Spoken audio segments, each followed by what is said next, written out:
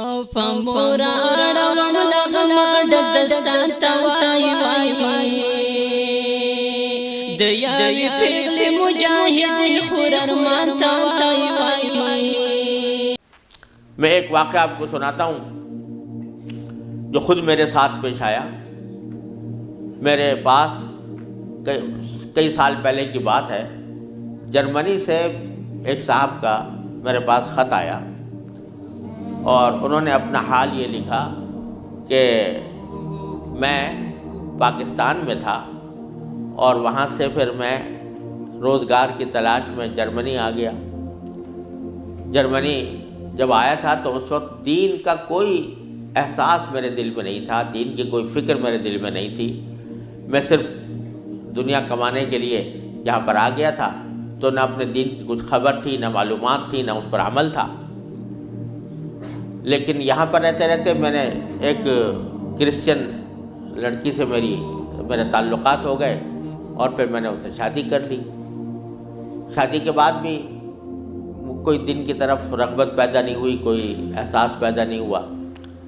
لیکن جب اولاد ہو گئی اور اولاد ذرا نشو و نما پانے لگی، ذرا سی وہ سمجھدار ہونے لگی، تو اس وقت میں نے دیکھا کہ میری کرسچن بیوی وہ اولاد کو کرسچینٹی پڑھا رہی ہے اور کرسچینٹی کی تعلیم دے رہی ہے. تو اس وقت میرے دل کا اندر کا سویا ہوا مسلمان جاگا کہ یہ میری اولاد ہے اور یہ کرسچن بننے جا رہی ہے، میری بیوی اس کو کرسچینٹی پڑھا رہی ہے. تو میں نے اپنی بیوی سے کہا کہ تم اس کو یہ کرسچینٹی مت پڑھاؤ. بیوی نے کہا میں کیوں نہ پڑھاؤں، یہ میری بھی اولاد ہے اور میں اس کو حق سمجھتی ہوں، تو اپنی اولاد کو بھی ویسے ہی بنانا چاہتی ہوں. میں نے کہا نہیں، کرسچینٹی حق نہیں ہے، اسلام برحق ہے. تو اس نے کہا مجھے ثابت کرو کہ کیوں برحق ہے اسلام اور کرسچینٹی میں کیا خرابی ہے. تو اب میرے پاس علم تو تھا نہیں، مجھے اپنے دین کا بھی پتہ نہیں تھا، کرسچینٹی کا بھی پتہ نہیں تھا. لہذا جب وہ بات کرتی تو میں اس کا جواب دینے کے لیے کی پوزیشن میں نہیں تھا، اس کے سوالات کا جواب نہیں دے سکتا تھا، اس کے اعتراضات کا جواب نہیں دے سکتا تھا. تو میں اس مشکل میں ہوں کہ میری اولاد وہ میری بیوی کی تعلیم و تربیت کے نتیجے میں کرسچن بننے جا رہی ہے اور میرے دل پر آرے چل رہے ہیں، میں کچھ کر نہیں سکتا. تو آپ مجھے کوئی طریقہ بتائیے. یہ خط میرے پاس آیا تو میں نے اللہ تبارک و تعالیٰ سے دعا کی کہ اللہ کوئی ایسی تدبیر اس دل میں ڈال دیجیے کہ جس سے اس بیچارے مسلمان کی مشکل حل ہو. تو میں نے اس کو لکھا کہ ایک تو میری کتاب ہے واٹ از کرسچینٹی کے نام سے، جس میں کرسچینٹی کے بارے میں تفصیل ہے. تو وہ کتاب میں نے بھیجی اور ساتھ میں اس سے کہا کہ آپ اپنی بیوی سے بحث کرنا بند کر دیں، کیونکہ بحث کرنے سے کچھ فائدہ نہیں ہوگا. آپ کو خود معلومات نہیں ہے اور بحث کرنے سے ویسے بھی فائدہ نہیں ہوتا. جب بحث مباحثہ شروع ہوتا ہے تو ہر ایک آدمی چاہتا ہے دوسرے کو زیر کر دے، اس سے کوئی خاص فائدہ نہیں ہوتا. تو آپ بحث کرنا تو بند کر دیں، البتہ ان کو دو باتوں پر آمادہ کر لیں.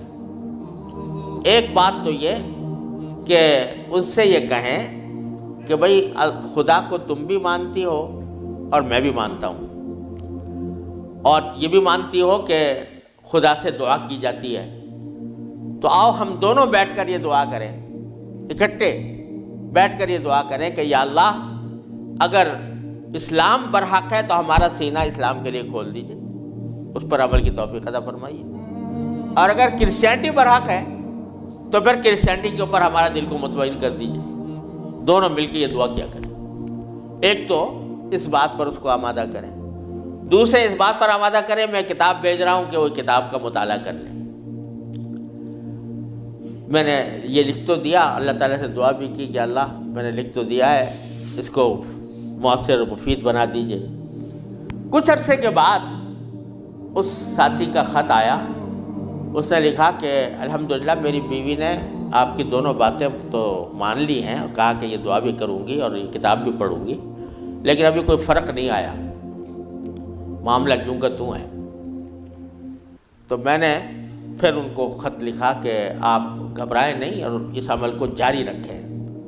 دعا کرتے رہے تو گھبرائے نہیں۔ اس کے کچھ عرصے کے بعد ان کا خط آیا میرے پاس، اس میں انہوں نے لکھا کہ عجیب و غریب واقعہ ہو گیا، وہ یہ کہ میری بیوی وہ کسی جگہ کوئی ڈگری کورس کر رہی تھی، اس سلسلے میں یونیورسٹی گئی، اور یونیورسٹی سے واپس آتے ہوئے ہم دونوں واپس آ رہے تھے، وہ گاڑی ڈرائیو کر رہی تھی، میں اس کے برابر میں بیٹھا ہوا تھا، تو اچانک اس نے گاڑی ایک جگہ روک کر اور اس نے اپنا سر اسٹیئرنگ کے اوپر جھکا لیا اور بے تحاشا رونے لگی۔ میں سمجھا کہ خدا نہ کرے اس کے اوپر کوئی دل کا دورہ پڑا ہے یا کوئی تکلیف ہوئی ہے، تو میں پریشان ہوا۔ میں نے پوچھا کیا بات ہے، تو روتے روتے اس سے بولا نہیں جا رہا تھا۔ بمشکل جب میں نے بار بار پوچھا تو اس نے ایک جملہ کہا کہ میں اور کوئی تکلیف نہیں ہے، بس مجھے تم مسلمان بنا، اسلام میں قبول کرنا چاہتی ہوں۔ کہتے مجھے اپنے کانوں پر اعتبار نہیں آیا کہ یہ وہی عورت ہے کہ جو اتنی شدت کے ساتھ مجھ سے بحث کیا کرتی تھی، اور اب یہ کر رہی ہے کہ میں نے کیا کہا، تو بار بار میں نے اس سے پوچھا تو اس نے کہا کہ نہیں، میں سچ کہہ رہی ہوں کہ مجھے مسلمان ہونا ہے، تو مجھے کہیں لے جا کر مجھے مسلمان بناؤ۔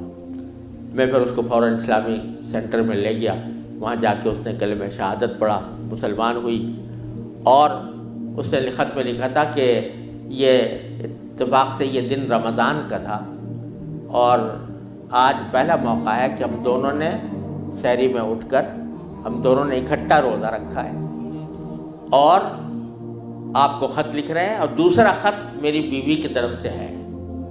تو دوسرا خط اس کے ساتھ تھا اس کی بیوی کی طرف سے، اور اس نے مجھے لکھا تھا کہ میں آپ کا شکریہ ادا کرتی ہوں کہ آپ نے مجھے ایک ایسا طریقہ بتایا جس کے ذریعے اللہ تبارک و تعالیٰ نے مجھے ہدایت عطا فرمائی۔ تو یہ میرے خود اپنے ساتھ پیش آیا ہوا واقعہ ہے۔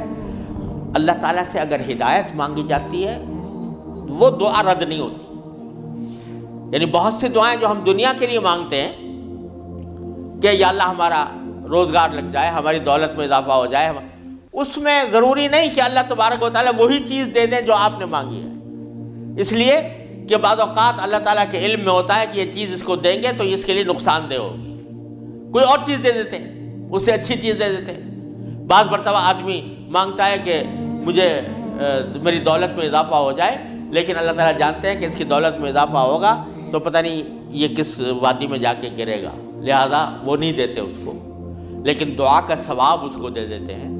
اسی طریقے سے بعض اوقات دنیا کے بارے میں اگر یہ ہو کہ بھئی اللہ میاں مجھے محسن فرض کرو کہ بیمار ہے تو شفا مل جائے، تو بیماری کے اندر بعض اوقات اللہ تعالیٰ جانتے ہیں کہ اس کا بیمار رہنا ہی اس کے حق میں زیادہ فائدہ مند ہے، تو وہ بعینی ہی وہ چیز نہیں دیتے لیکن اس سے اچھی چیز عطا فرما دیتے ہیں۔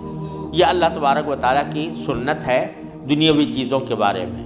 لیکن اگر کوئی ہدایت مانگے سچے دل سے، یا اللہ مجھے ہدایت دے دے، یا اللہ مجھے سیدھے راستے پر چلنے کی توفیق دے دے، یا اللہ میری اولاد کو سیدھے راستے پر چلنے کی توفیق دے دے، تو یہ دعا رد نہیں ہوتی، اور یہ دعا ضرور قبول ہوتی ہے بشرطے کہ مانگنے والا ہو، سچے دل سے مانگے، خشوع کے ساتھ مانگے، اللہ تعالیٰ سے مانگنے کے انداز میں مانگے، تو اللہ تبارک و تعالیٰ وہ دعا رد نہیں فرماتے۔ بلکہ میرے شیخ حضرت عارفی رحمۃ اللہ علیہ فرمایا کرتے تھے کہ اپنے اللہ میاں سے جب کوئی مانگو تو مچل کر مانگا کرو، یعنی اپنے اللہ میاں سے باتیں کیا کرو، کہہ دیا کرو یا اللہ یا تو مجھے ہدایت دے دیجئے ورنہ آخرت میں مجھ سے مواخذہ نہ فرمائیے گا، یا تو مجھے ہدایت دے دیجئے، گناہوں سے بچا لیجئے، اپنی نافرمانیوں سے بچا لیجئے، یا پھر آخرت میں میری گرفت نہ فرمائیے گا۔ تو بندہ جب اس طرح مانگتا ہے تو اللہ تبارک و تعالیٰ ضرور عطا فرماتے ہیں، ہدایت ملتی ہے، اور ساتھ ساتھ یہ کہ وہاں پر آپ کے لیے ایک عذر ہو جاتا ہے کہ یا اللہ میں نے تو آپ سے مانگا تھا اور کہا تھا کہ مجھے ہدایت دے دیجئے، میرے گناہ چھڑوا دیجئے مثلا۔ تو آدمی اپنی سی کوشش کرے اور باقی کام کے لیے دعا کرے، صرف دعا بھی کافی نہیں ہوتی، اپنی سی کوشش بھی ضروری ہے. جیسے میں نے وہ یہ مثال دی تھی تو میں نے ساتھ میں اس کو کتاب بھی دی تھی. ایسا نہیں کہ صرف دعا ہی پر اکتفا کرے، بلکہ تھوڑا سا طلب اس کے اندر پیدا ہو، کہ طلب بھی ہو، طلب ہو اور اس طلب کے لیے کوئی عملی اقدام اپنا سا کرے، اس کے بعد اللہ تعالیٰ سے مانگے تو اللہ تعالیٰ رد نہیں فرماتے. حضرت مولانا رومی رحمۃ اللہ علیہ فرماتے ہیں، مثنوی والے مولانا رومی فرماتے ہیں کہ دیکھو حضرت یوسف علیہ السلام کا واقعہ دیکھو کہ ان کو جب زلیخا نے ورغلایا، گناہ کے اوپر آمادہ کرنے کی کوشش کی، تو قرآن کریم میں ہے کہ اس سے پہلے اس نے سارے دروازوں پر تالے ڈال دیے تھے. غلقت الابواب، سارے دروازوں پر تالے ڈال دیے تھے. اور پھر حضرت یوسف علیہ السلام کو بہکایا، ورغلایا. تو حضرت یوسف علیہ السلام آنکھوں سے دیکھ رہے تھے کہ سامنے دروازوں پر تالے پڑے ہوئے ہیں، نکلنے کا راستہ نہیں ہے. لیکن انہوں نے یہ سوچا کہ میرے بس میں اتنا ہے کہ دروازے تک چلا جاؤں. بھاگ گئے، تو بھاگ گئے، دروازے تک پہنچ گئے اور وہاں جا کے مانگا اللہ تعالیٰ سے کہ یا اللہ یہاں تک پہنچنا تو میرا کام تھا، آگے دروازے سے باہر نکالنا اور اس گناہ سے مجھے بچانا آپ کا کام ہے. تو نتیجہ یہ ہوا کہ دروازے کے تالے ٹوٹ گئے اور داخل. تو مولانا رومی فرماتے ہیں کہ گرچہ رکھنا نیست عالم را پدید، خیرہ یوسف وار می باید دوید. اگرچہ تمہیں اس دنیا کے اندر تمہیں کوئی راستہ نظر نہیں آ رہا، گناہوں سے بچنے کا، اللہ تبارک و تعالیٰ کی نافرمانی سے بچنے کا ماحول ایسا ہے، اس سے نکلنے کا راستہ نظر نہیں آیا. لیکن خیرہ یوسف وار می باید دوید، جس طرح یوسف علیہ السلام دروازے اپنے حد تک جتنا کر سکتے تھے اس کے لیے دروازے تک دوڑ گئے، اس طرح تم بھی دوڑ جاؤ اور پھر اللہ تبارک و تعالیٰ سے مانگو تو اللہ تبارک و تعالیٰ انشاءاللہ رد نہیں فرمائیں گے. اس لیے میں عرض کرتا ہوں کہ اپنے معمولات میں، روزمرہ کے معمولات میں یہ بات شامل کریں کہ رات کو سونے سے پہلے اللہ تبارک و تعالیٰ کی بارگاہ میں اپنی بھی اور اپنی اولاد کی بھی، اپنے گھر والوں کی بھی ہدایت کی دعا فرمائیں.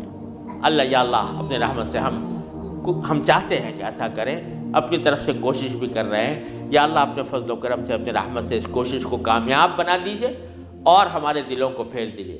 قرآن کریم حضور اقدس صلی اللہ علیہ وسلم دعا تلقین فرمائی، یا مصرف القلوب صرف قلوبنا علی طاعتک. اے وہ ذات جو دلوں کو پھیرنے والی ہے، اے اللہ ہمارے دلوں کو اپنی طاعت کی طرف پھیر دیجئے، اپنی اطاعت کی طرف پھیر دیجئے. یہ دعا سرکار دو عالم صلی اللہ علیہ وسلم تلقین فرمائی. تو یہ دعا ہر روز بندہ مانگے اللہ تبارک و تعالیٰ سے، انشاءاللہ رد نہیں ہوگی، انشاءاللہ ضرور کامیابی ہوگی. اپنی طرف سے کوشش جاری رہے اور ساتھ ساتھ اللہ تعالیٰ سے مانگتے رہیں. انشاءاللہ یہ کوشش کبھی رائے گاہ نہیں جائے گی. اللہ تبارک و تعالیٰ اس کو ضرور قبول فرمائیں.